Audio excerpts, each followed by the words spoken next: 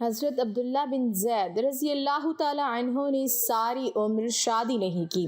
جب بوڑھے ہو گئے تو خیال آیا کہ جنت میں میری بیوی کون ہوگی۔ انہوں نے اللہ سے دعا کی کہ میں اپنی جنت کی بیوی کو دیکھنا چاہتا ہوں، تو انہیں خواب میں ایک کالی کلوٹی عورت دکھائی گئی، جسے دیکھ کر ان کے ہوش اڑ گئے، اور پھر غیب سے آواز آئی کہ اے عبداللہ، بسم اللہ الرحمن الرحیم۔ رحمت عالم صلی اللہ علیہ وسلم نے مکہ سے ہجرت فرما کر سرزمین مدینہ کو اپنے قدوم میمنت لزوم سے رشک جناح بنایا، تو آپ صلی اللہ علیہ وسلم نے کچھ عرصہ بعد مسجد نبوی کی تعمیر کا اہتمام فرمایا۔ جب مسجد تعمیر ہو چکی تو آپ صلی اللہ علیہ وسلم نے ضرورت محسوس فرمائی کہ نماز باجماعت ادا کرنے کے لیے عام مسلمانوں کو نماز کے وقت سے کچھ دیر پہلے اطلاع دینی چاہیے۔ حضور صلی اللہ علیہ وسلم نے صحابہ اکرام رضی اللہ عنہم سے مشورہ فرمایا کہ اس مقصد کے لیے کون سا طریقہ اختیار کرنا مناسب ہوگا۔ کسی نے عرض کیا کہ کسی بلند جگہ پر آگ روشن کر دیا جایا کرے، کسی نے رائے دی کہ نماز کے وقت قریب مسجد پر جھنڈا بلند کر دیا جائے، کسی نے مشورہ دیا کہ جس طرح یہود و نصارہ اپنی عبادت گاہوں میں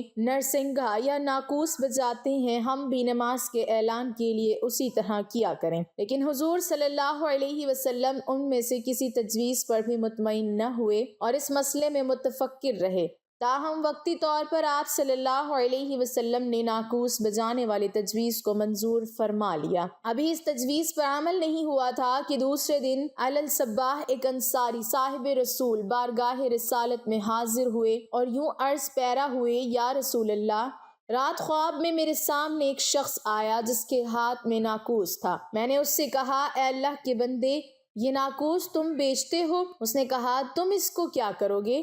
میں نے کہا، ہم اس کو بجا کر لوگوں کو نماز کے لیے بلائیں گے۔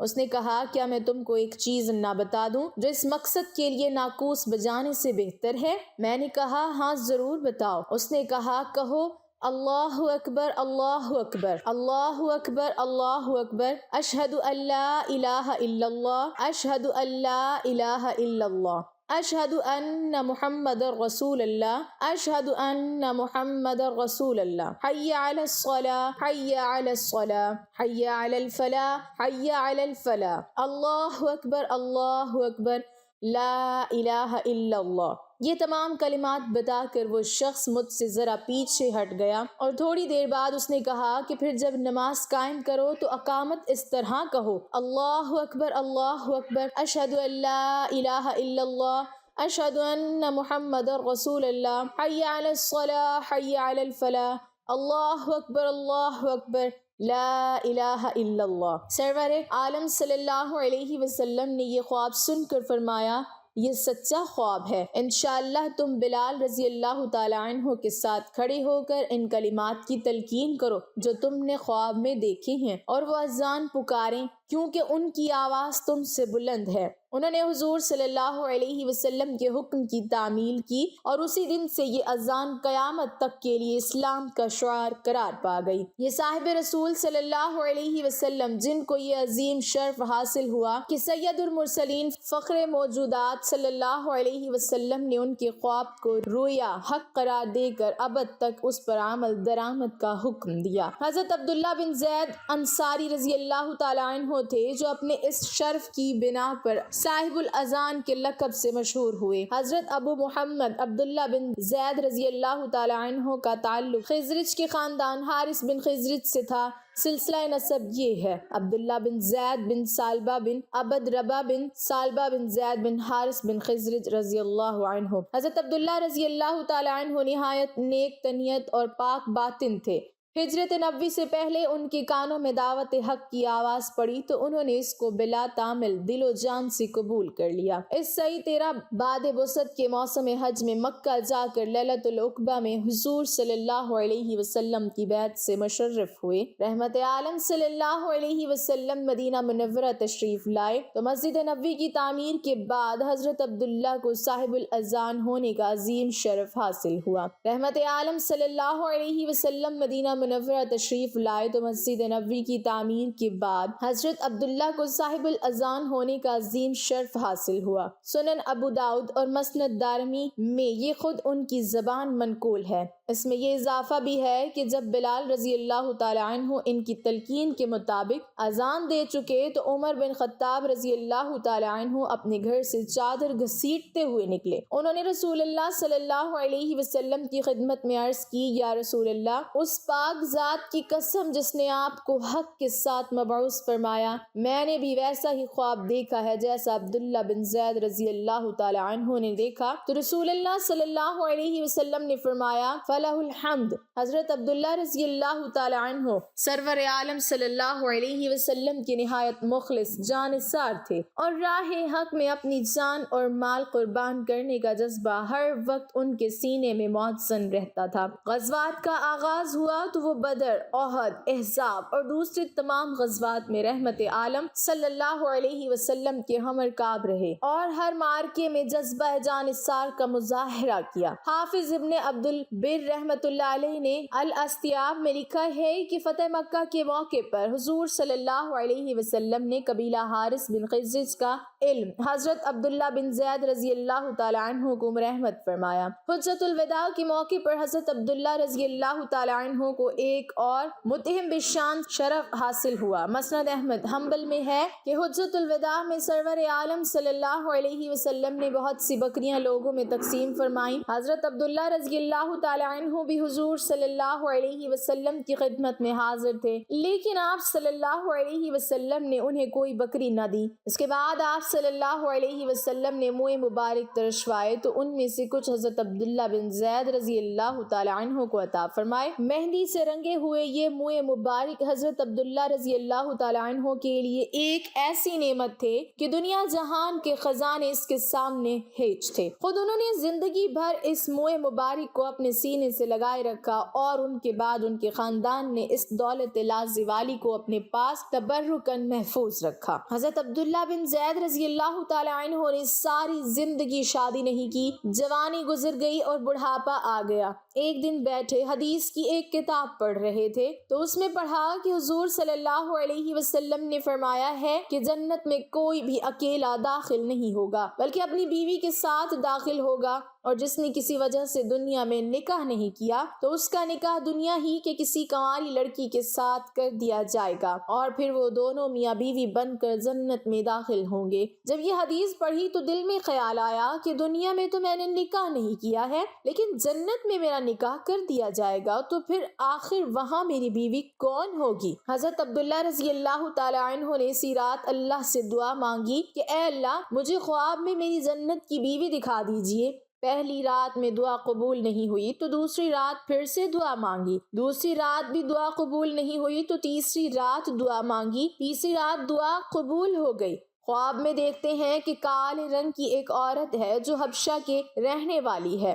وہ کہہ رہی ہے کہ اے عبداللہ، میرا نام میمونہ ولید ہے، میں بصرہ میں رہتی ہوں اور میں ہی جنت میں تمہاری بیوی بنوں گی۔